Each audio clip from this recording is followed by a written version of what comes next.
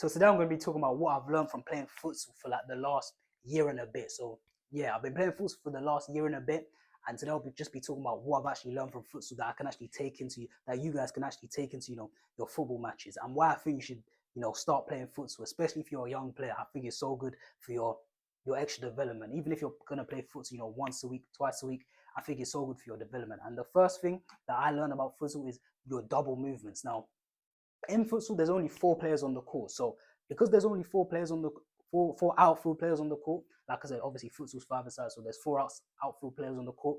It's literally just a case of you always have to be an option. You always have to try create space for yourself to receive that ball and then do something with it. You can never. There's no sort of thing as like hiding behind the player, because if you hide behind the player, it's very obvious and you're going to put your team under pressure. If you hide behind the players and you don't give the player on the ball an option, he's just going to lose it, and then you're very likely to concede a goal. So you literally just have to be an option all the time. Even if you're under pressure, you have to be willing to take that ball. Another thing with futsal is always, because like I said, because it's only 5-a-side, it's not like 11-a-side where you play a sort of mark space and you're sort of playing a low block and you're sort of just cutting off space, cutting off angles. It's like, nah, a lot of the time it's a lot of man to man. It's a lot of it's a lot of the players likely just going to be up against your back. Like there's no such thing of players just sort of marking areas. You know that phrase that coaches use where it's like you don't have to go press the ball, just mark areas, just shut off the space. Don't let them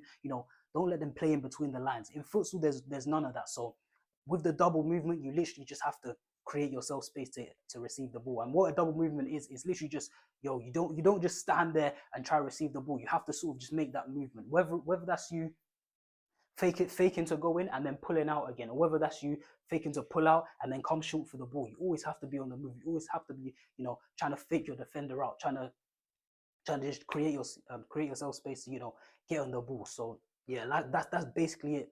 Double movement. It's literally just about always being able to create your space. If you're a winger, this is crucial for you. You need to know how to make those, out to in movements, or even the in to out movements. You have to know when to, okay, cool, my centre mid has the ball, he wants to play me a through ball.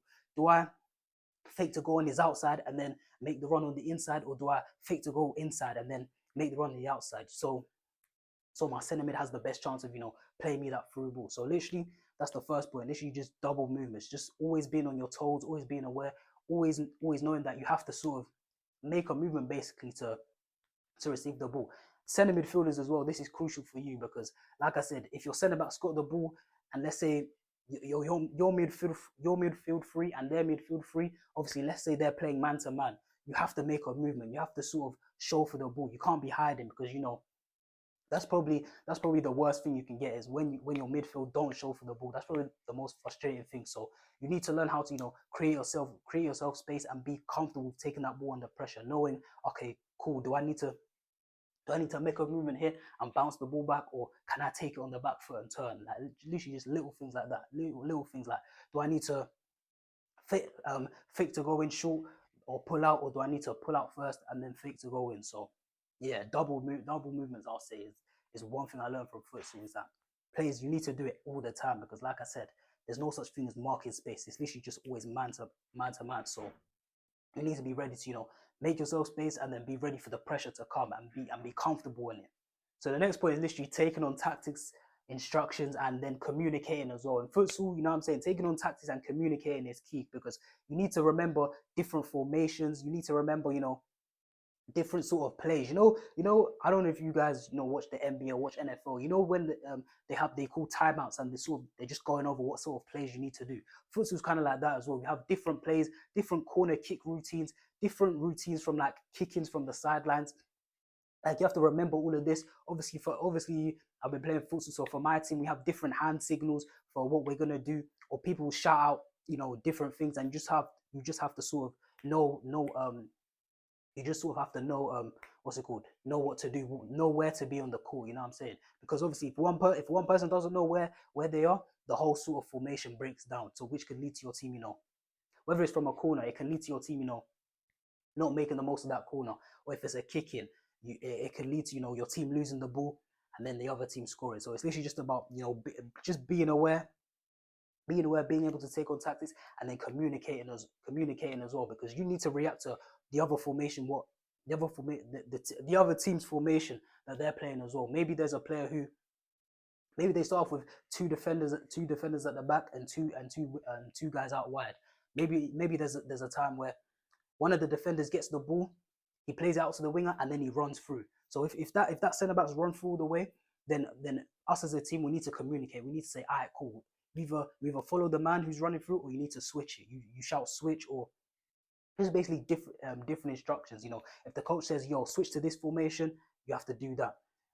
As well as this, you have to be constantly just looking, just checking your shoulder, because in futsal, like I said, there's so many rotations that happens that if you're not aware, if your eyes are focused on the ball, if you get attracted to the ball too much, then you can leave your guy free. Your guy will run through, they'll play him through, and then it will score. Like, you don't understand how many times that happens in futsal, where one player will be attracted to the ball, not watching their man, and then someone will run through, they'll get the space, and then they'll score. So it's literally just about just awareness. And obviously in that situation as well, your teammates have to communicate to you. If your teammate can see someone running through and you're ball watching, then obviously your teammate, he has to tell you, like, yo, drop back or follow the man or switch player.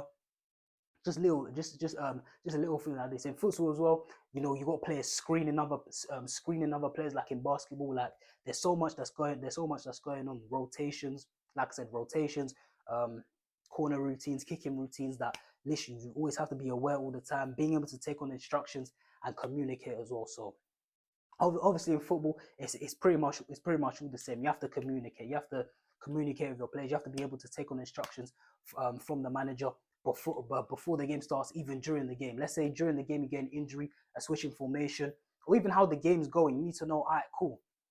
But then we're playing up against a team who play a low block. All right, cool. We'll just keep passing it. We'll break them down.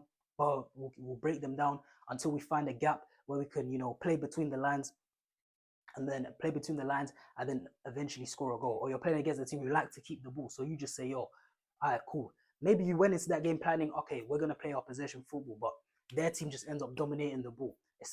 And your coach might shout, all right, cool, they're dominating the ball, just sit back and hit them on the counter attack. Now you have to know, okay, cool, we're gonna play a low block, just mark off the space, shut off any angles, shut off any passes between the lines, and then when you get the ball, it's your time to counter attack. So it's literally just, even in football, like I said, it's literally just about taking on instructions before the game, during the game, even after the game, and then communication on the pitch. We know communication on the pitch is vital. You need to know, you and your teammates need to be on the same wavelength. So that's the next point. And then the last point is your fitness. Now, in my opinion, futsal is great for increasing your fitness, for just getting your fitness up there. Literally, because like I said before, there's only 4 guys on the court, so you literally have to attack as a team and defend as a team. You literally just have to be, you're up and down. You see in 11 aside, there's times in the game where the game sort of drifts, and let's say as a fullback, the ball's on the other side. You're sort of just you're sort of just you're sort of just in a light jog. You're not really sprinting. You're not really running hard. You just get periods of the game where you're sort of just jogging, because, like I said, the pitch is so big that the action might be going on in one corner and you're in the other corner, so you're not really in the action of the game. So you sort of just take that period just to rest. But in futsal, there's no rest. There's no sort of walking. There's no sort of light jogging. It's always just intense. It's always just fast. That's another reason why in futsal you get like 5 subs. You play like 5 minutes and then you take a break, because, like I said, very like NBA style. You play 5 minutes and then you get subbed off. So literally, because, like I said, you're constantly up and down. That most players, you can't really play a whole 20-minute half from just futsal, because you're going to be absolutely shattered, because it's more just quick changes of direction. Everything's at such a high pace that it is a different type of fitness, but I still think it can help you in 11 aside as well. And in 11 aside, that sort of quick change of direction only happens in the key battles like 1v1s, key battles in 1v1s, where you have to you're up against a player, and quick change of direction. Obviously the winger, he's trying to get past the fullback. He's trying to change directions, step over here, little chop here. In my opinion, it's great for coming out in your key battles. So yeah, like I said, it might be a striker in the box. A striker gets the ball in the box. He has to sort of create space, try shoot so the defender doesn't block it. And even as the defender, it's like, yo, as soon as you see the striker calling for the ball, or get that ball in the box. It's like, yo, you have to be quick on him. You have to, block the shot. Make sure he doesn't, make sure he doesn't fake shot you and go the other way.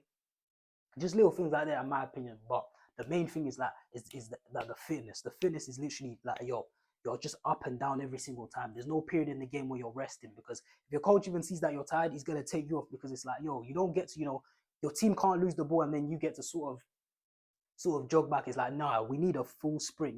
Maybe in 11 aside, the striker will lose the ball, and obviously because it's not his job to run all the way back. He can just sort of lose the ball and sort of walk, or sort of just do a light jog. Whereas in futsal, even if you're the top man, even if you're the guy, let's say you've taken a shot and the keeper's parried it away and it's gone to the other team, it's like, yo, you have to make that 100% sprint back, like to help your team. Because as soon as, if you don't, then let's say you're the striker in futsal, you've had a shot, the ball's parried away. If you don't sprint back to get back with your team, if you just stay up there, the centre back's gonna look behind. The centre back in futsal is gonna look behind you like this. He's gonna be like, oh, this guy's not marking me. And then what happens? It automatically becomes a 4v3, and then they're just gonna take advantage of that. They're gonna find the extra man, find the spare man, and he's gonna have a shot. And yeah, if they score, it's on you. So that's literally the last point that I love from futsal. It's about, it's fitness. It's a different type of fitness, but I still feel like it helps you so much. It just gets you sharp, just gets you sharp, and just gets you ready for your match day. So that's why I feel like as a young player, you should be playing futsal. If it's not futsal, like I said, 5-a-side, 7-a-side, just small sided games, because I feel like they can help you so much with your touch, with your fitness, with your quick decisions, um, being comfortable receiving the ball under pressure as well. So that's all I got to say for this vid. I hope you enjoyed. I've been JT, and I'm out.